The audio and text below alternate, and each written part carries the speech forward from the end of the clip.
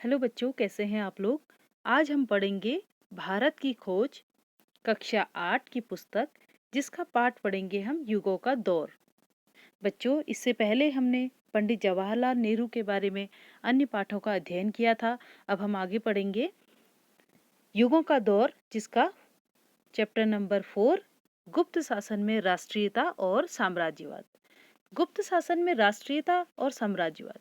राष्ट्रीयता का अर्थ होता है बच्चों, जब हम अपने निजी स्वार्थ को भूलकर देश हित में कुछ कार्य करते हैं, राष्ट्र के हितों को सर्वोपरि रखने के लिए कोई कार्य करते हैं, तो उसे हम कहते हैं राष्ट्रीयता। और साम्राज्यवाद का अर्थ होता है जब एक राष्ट्र दूसरे राष्ट्र के कार्यों में या राज्य में हस्तक्षेप करता है, तो उसे हम साम्राज्यवाद कहते हैं। इस पाठ में आपका दिया गया है बच्चों, जब मौर्य साम्राज्य, इससे पहले वाले पाठ में आपने पढ़ा था मौर्य साम्राज्य के बारे में। जब राजा अशोक ने कलिंग का युद्ध किया था, तो उन्होंने क्या किया था, बौद्ध धर्म अपना लिया था। उन्होंने देखा कि जनहन की हानि हुई है, मार काट, तो उनको ये सब अच्छा नहीं लगा। उन्होंने क्या किया, बौद्ध धर्म अपना लिया। तो मौर्य साम्राज्य का जब अंत हुआ, उसके बाद, उसकी समाप्ति के बाद शुंग वंश का उदय हुआ। इसका शासन छोटे क्षेत्र पर था। जैसे मौर्य साम्राज्य बहुत बड़ा क्षेत्र था, लेकिन शुंग वंश जो था वो बहुत छोटे शासन में था। उत्तर में काबुल से पंजाब तक बाख्तरी या भारतीय यूनानी फैल गए थे। काबुल से पंजाब तक भारतीय यूनानी जो थे फैल गए थे, जिन्हें बाख्तरी भी कहा जाता था। उन्होंने मेनांडर के नेतृत्व में पाटलिपुत्र पर आक्रमण कर दिया, पर उनकी हार हुई। उसने बौद्ध धर्म स्वीकार कर लिया। किसने? मेनांडर ने बाद में बौद्ध धर्म स्वीकार कर लिया, जब उन्होंने भारतीय यूनानियों को, पहले जो मेनांडर था वो एक यूनानी आक्रमणकारी था, उसने भारतीय यूनानी के साथ मिलकर पाटलिपुत्र पर आक्रमण किया, लेकिन मेनांडर अंत में हार गया। उसके बाद मेनांडर ने भी अशोक की भांति बौद्ध धर्म स्वीकार कर लिया, और बाद में मिलिंद नाम से ये प्रसिद्ध हुए। बौद्ध आख्यानों से उन्हें संत कहा गया है। मिलिंद को बाद में संत की उपाधि दे दी गई। इस प्रकार यूनानी और बौद्ध कला का जन्म हुआ। मिलिंद के समय में कुछ सिक्के भी प्रचलित हुए थे। हिंद यूनानी शासक मेनांडर का एक सिक्का, जैसे आप लोग इस चित्र में देख पा रहे हैं कि यूनानी का एक, मेनांडर का जो है एक सिक्का है, जिसको मिलिंद नाम से हमने, बाद में मिलिंद नाम के राजा के नाम से वो प्रसिद्ध हो गए थे। मध्य एशिया में शक लोग आक्सस नदी की घाटी में बस गए। ये शक बौद्ध और हिंदू दोनों ही धर्मों में विभाजित हो गए। यूई चियो सुदूर पूरब से आए। इनमें से एक दल कुषाणों का था। जो यूई चियो लोग थे, उनमें से जो एक दल था बच्चों, वो था कुषाणों का। उन्होंने उत्तर भारत पर अधिकार करके अपने राज्य का विस्तार कर लिया। उन्होंने मध्य एशिया के बड़े भाग पर कब्जा करके अपने साम्राज्य को और व्यापक और मजबूत बना लिया। किन्होंने? कुषाणों ने। उनमें से कुछ ने हिंदू धर्म तथा अधिकांश ने बौद्ध धर्म अपना लिया। कुछ तो हिंदू धर्म में परिवर्तित हो गए और कुछों ने बौद्ध धर्म अपना लिया। अधिक लोग जो थे वो बौद्ध धर्म वाले थे। कनिष्क उनका सबसे प्रसिद्ध शासक था, जिसका बौद्ध कथाओं में उल्लेख मिलता है। इसकी राजधानी तक्षशिला के निकट पेशावर, उज्जैनी थी। यहाँ भारतीयों की मुलाकात चीनियों, ईरानियों तथा तुर्कों से होती थी। जहाँ बच्चों तक्षशिला में कई देश आपस में मिलते थे और उनकी मुलाकात होती थी भारतीयों से। इनकी विभिन्न संस्कृतियों के मेल के फलस्वरूप मूर्तिकला और चित्रकला की सशक्त शैली का जन्म हुआ। कुषाण काल में बौद्ध धर्म दो संप्रदायों में विभाजित कर दिया गया, हीनयान और महायान में बांटा। इनके मध्य विवाद उठने लगा। इन विवादों से अलग एक नाम और था, जिनका नाम था नागार्जुन, जो बौद्ध शास्त्रों तथा भारतीय दर्शन दोनों के ही विद्वान माने जाते थे। उनके कारण महायान की विजय हुई थी। जो नागार्जुन थे वो महायान के थे। चीन में महायान तथा लंका और बर्मा में हीनयान को मानने वाले लोग थे। जो नागार्जुन थे वो महायान को मानते थे, महायान संप्रदाय को। दो संप्रदाय होते हैं ना बच्चों, तो उसमें से महायान और हीनयान में से। और जो चीन में महायान तथा लंका और बर्मा में हीनयान को मानने वाले थे। तो अलग अलग देशों में, संप्रदायों में लोग बट गए। ईसा की 4वीं शताब्दी में जब विदेशियों का आगमन हुआ, तब तक राष्ट्रीय आंदोलन अपना निश्चित रूप ग्रहण कर चुका था। एक अन्य शासक चंद्रगुप्त ने नए हमलावरों को मार भगाया और 320 ईस्वी में गुप्त साम्राज्य की नींव रखी थी। तो गुप्त साम्राज्य की नींव कब रखी गई थी? 320 ईस्वी में। इस साम्राज्य में से एक के बाद एक अनेक महान शासक हुए, जो युद्ध और शांति दोनों कलाओं में सफल हुए। आरंभ में जब आर्य भारत आए तब उन्होंने इसे आर्यावर्त या भारतवर्ष कहा। जो हमारे भारत देश को इन्होंने आर्यावर्त कहा अथवा भारतवर्ष। तब भारतवर्ष के सामने यह समस्या थी कि इस नई जाति और संस्कृति के बीच समन्वय कैसे किया जाए। दूसरे विदेशी तत्व आकर यहाँ जज्ब होते गए अर्थात समाते गए। विदेशी आक्रमणों ने उनके सांस्कृतिक आदर्शों और सामाजिक ढांचे के लिए खतरा पैदा कर दिया। इनके विरुद्ध हुई प्रतिक्रिया का स्वर राष्ट्रवादी था, जिसमें राष्ट्रवाद की शक्ति के साथ साथ संकीर्णता क्या होती है बच्चों? छोटी विचारधारा भी थी। हिंदू या ब्राह्मणवाद इस राष्ट्रीयता का प्रतीक बन गई। बौद्ध धर्म का जन्म भारतीय विचारधारा से हुआ था, पर यह धर्म मूल रूप में अंतर्राष्ट्रीय या विश्व धर्म था। ऐसे में ब्राह्मण धर्म के लिए स्वाभाविक था कि वह बार बार राष्ट्रीय पुनर्जागरण का प्रतीक बने। गुप्त शासकों का समय बहुत प्रबुद्ध, शक्तिशाली, अत्यंत सुसंस्कृत तथा तेजस्विता से भरपूर था।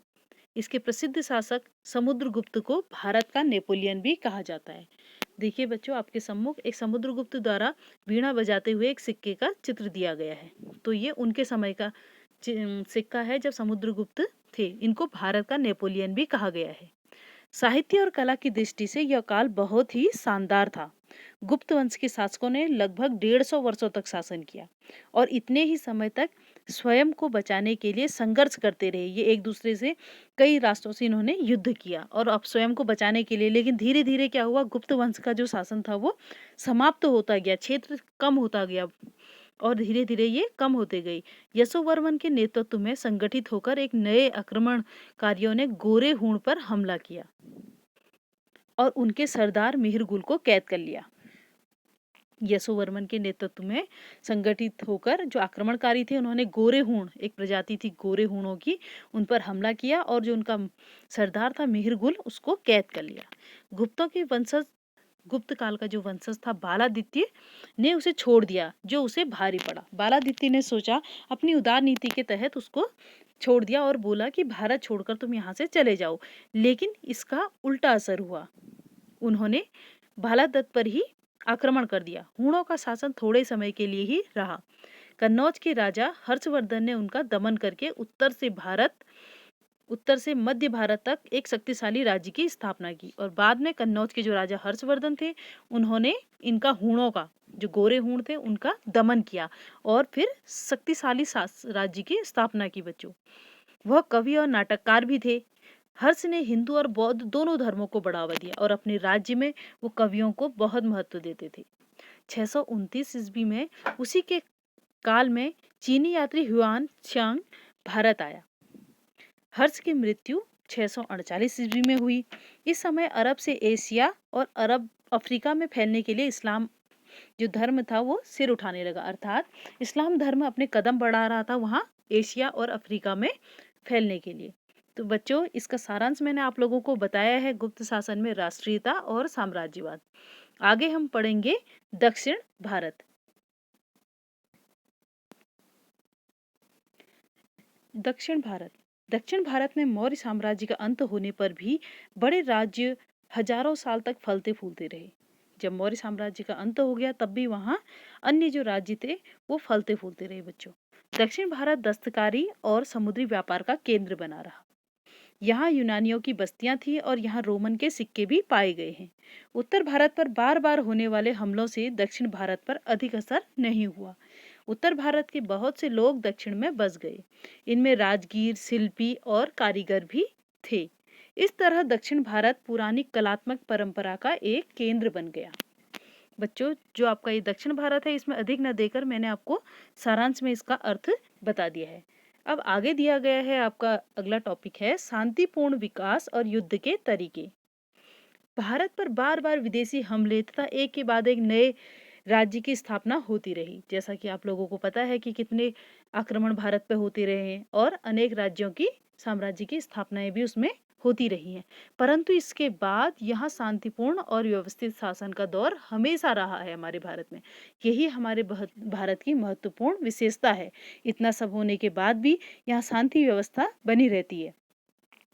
मौर्य, कुषाण, गुप्त, दक्षिण में चालुक्य, राष्ट्रकूट आदि ने 100, 200, 300 वर्षों तक राज किया। कुषाण जैसे लोगों ने भी अपने आप को इस देश की परंपरा के अनुरूप ढाल लिया। जैसे आप लोगों ने पहले पढ़ा था कि उन्होंने बौद्ध धर्म अपना लिया था, कुछ हिंदू बने थे, कुछ मुस्लिम बने थे। यहाँ यूरोपीय देशों की तुलना में अधिक शांतिपूर्ण और व्यवस्थित जीवन के दौर चल रही थी। अंग्रेजी राज्य में यहाँ शांति व्यवस्था कायम हुई, यह भ्रामक है।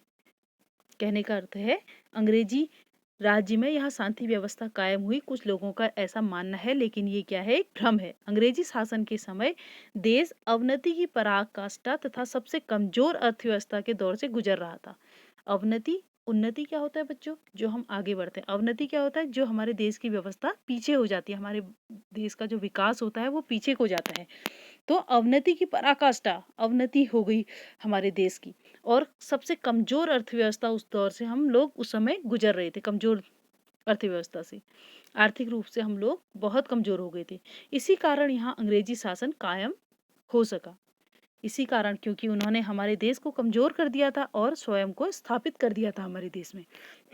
तो बच्चों, ये शांतिपूर्ण विकास और युद्ध के तरीके में आप लोगों का इतना ही है। इसके बाद है प्रगति बनाम सुरक्षा। भारत में जिस सभ्यता का निर्माण किया गया उसका आधार स्थिरता और सुरक्षा की भावना थी। जो हमारी सभ्यता थी उसका जो आधार था वो क्या थी, स्थिरता और सुरक्षा। इस दृष्टि से वह पाश्चात्य सभ्यताओं से अधिक सफल रही। जो हमारा देश था वो पाश्चात्य सभ्यताओं से इसीलिए सफल रहा क्योंकि हम लोग एक स्थिरता रखते थे और सुरक्षा की भावना रखते थे। वर्ण व्यवस्था और संयुक्त परिवार युक्त सामाजिक ढांचे ने इसे पूरा होने में मदद की थी। इसमें व्यक्तिवाद के लिए स्थान नहीं रह जाता। इसके विपरीत भारतीय दर्शन नितांत व्यक्तिवादी है। उसकी सारी चिंता व्यक्ति के विकास को लेकर ही है कि व्यक्ति का विकास होना चाहिए। भारत का सामाजिक ढांचा सामुदायिक था, जिसमें रीति रिवाजों का कड़ाई से पालन करना पड़ता था। कहने का अर्थ है कि जो हम थे, हम पूरे समाज को लेकर चलते थे, सामुदायिक रूप में चलते थे बच्चों। हम लोग रीति रिवाजों को भी मानते थे, जिससे हमारे देश की व्यवस्था अच्छी बनी रहती थी। इसके बावजूद समुदाय को लेकर लचीलापन था। सारे कायदे या सामाजिक नियमों को रीति रिवाज से बदला जा सकता था। नए समुदाय भी अपने अलग रीति रिवाजों, विश्वासों को बनाए रखकर सामाजिक संगठन के अंग बने रहे। इसी कारण विदेशी तत्व यहाँ आत्मसात होते गए। भारत में व्यक्ति के बाहरी और भीतरी जीवन तथा मनुष्य और प्रगति के बीच भारत में जो व्यक्ति के बाहरी और भीतरी जीवन तथा मनुष्य और प्रकृति के बीच भी समन्वय का प्रयास दिखाई देता है। इसी सांस्कृतिक पृष्ठभूमि ने भारत का निर्माण किया और एकता की मोहर लगाई कि हम सब एक हैं। कहते हैं ना, भारत विभिन्नता में एकता का देश माना जाता है। यहाँ अनेक राजा आते जाते रहे, पर यह व्यवस्था नींव की तरह बनी रही। कितने आए कितने गए, लेकिन जो हमारी व्यवस्था थी वो हमेशा एक नींव के समान बनी रही। बाहरी लोग इसमें केवल सतही हलचल भर भी पैदा कर पाते थे। कहने का अर्थ है, जो बाहर से राजा आते थे, बाहर के देसी विदेशी लोग आते थे, तो वो केवल थोड़ी बहुत हलचल पैदा करते थे, जो हमारी व्यवस्था थी वो नहीं डगमगाती थी। इस तरह यहाँ समुदाय और व्यक्तित्व दोनों की ही स्वतंत्रता सुरक्षित रहती थी।